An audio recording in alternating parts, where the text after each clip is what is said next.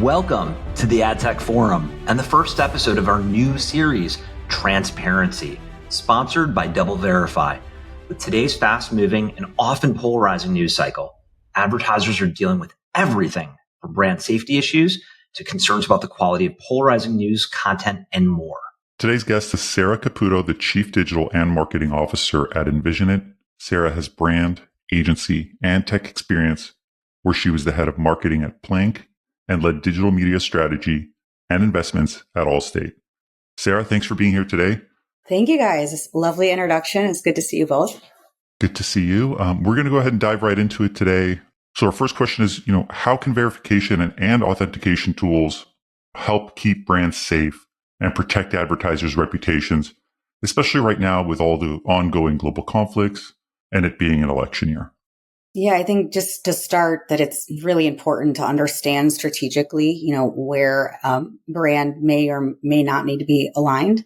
And then applying that with the tools and technology that exists. So I think one of the interesting aspects just in the technology space is the DoubleVerify ad verification platform.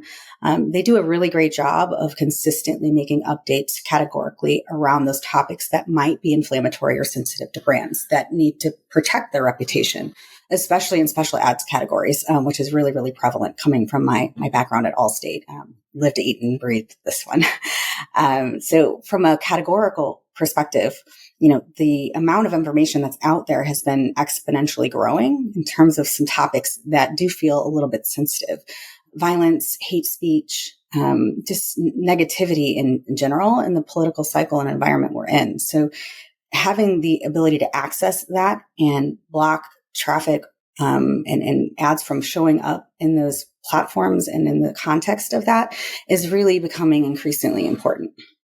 So, Sarah, what recent trends and overall challenges in digital news show why we actually need verification tools to keep trust and authenticity strong? Yeah, I think it definitely goes back to the growing misinformation. And this is global. This is not just in the United States. So it applies really to any program that's being run, whether it's, within the lens of our geography more locally in the United States, but also across the globe. So from a misinformation perspective, the amount of content, pages, and information that's coming through, not just programmatically on the web, but also with social media is becoming more and more prevalent. And it is a trend that you can see an uptick in from a data perspective. And the statistics do point to this happening year over year, especially in the last 4 to 6 years.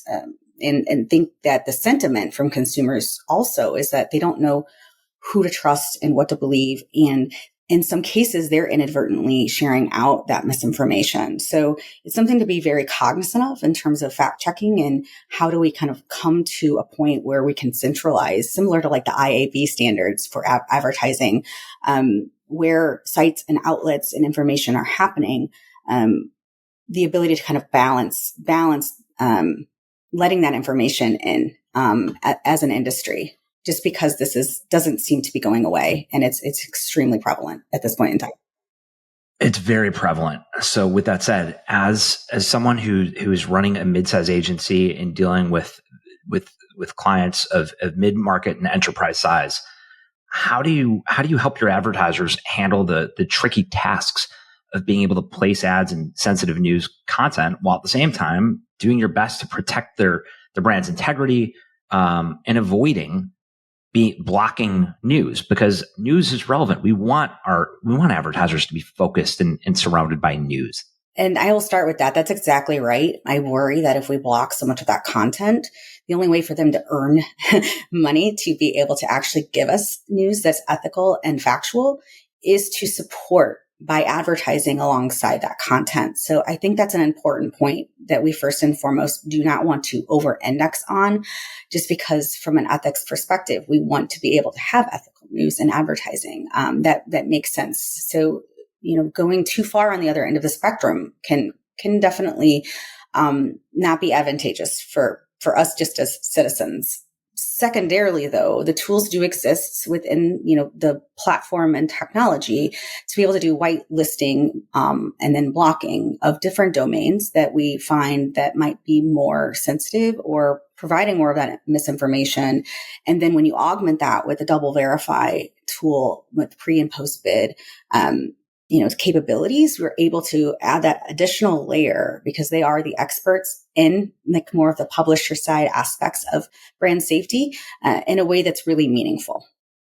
So understanding how meaningful it is, understanding how important it is, how can we as an industry, how can publishers, agencies, overall verification providers work actually together to boost this level of transparency and trust across the overall digital news ecosystem?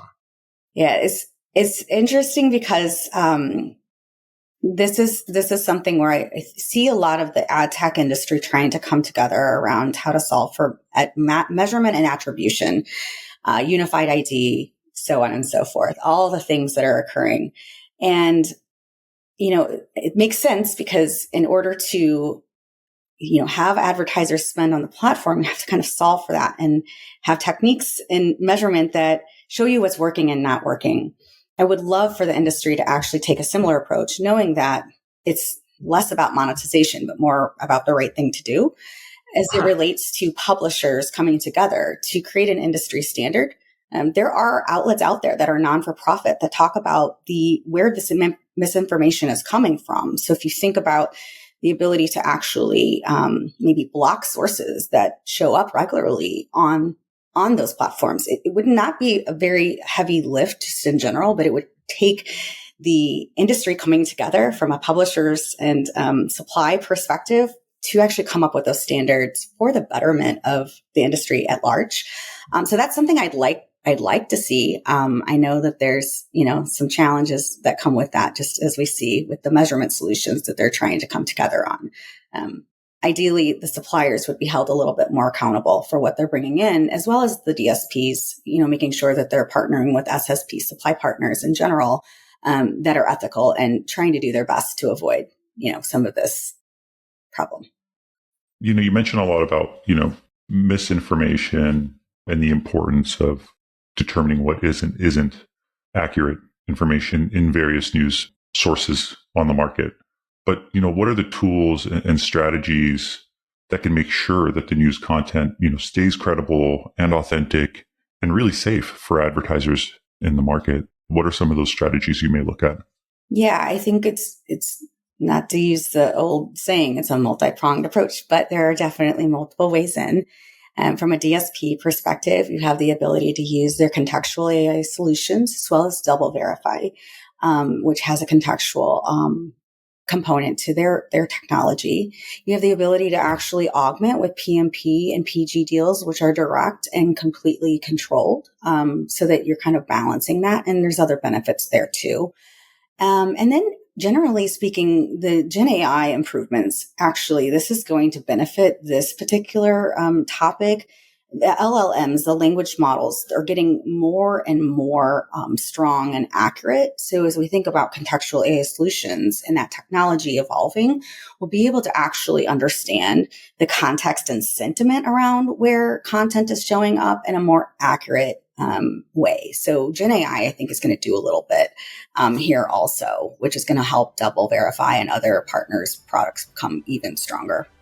Incredible. Thank you, Sarah. That actually brings us to the end of this episode, brought to you by DoubleVerify, focused on transparency. Sarah, thank you again for being here today and for being our guest. Well, thank you both. It was really a pleasure. It was all mine. Thank you. Have a good day.